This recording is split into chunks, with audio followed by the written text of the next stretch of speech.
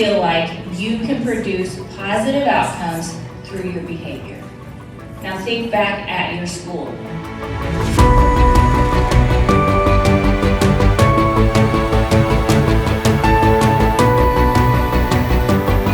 I believe that the habit of self-reflection is one of the most powerful habits that we can engage in as human beings.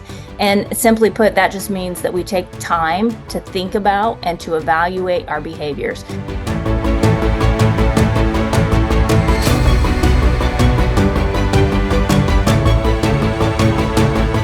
My hope for this new book is, really just to help people to realize their greatness, to realize their leadership capacity and potential. The system of HOPE is built through an intentional practice of self-reflection to build self-awareness and self-efficacy.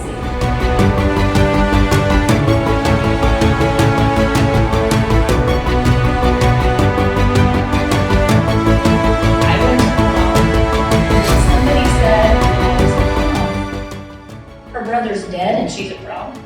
And this was a Saturday evening. News vans were lining the bridge. There were people on both sides of that creek looking for a 7th grade boy.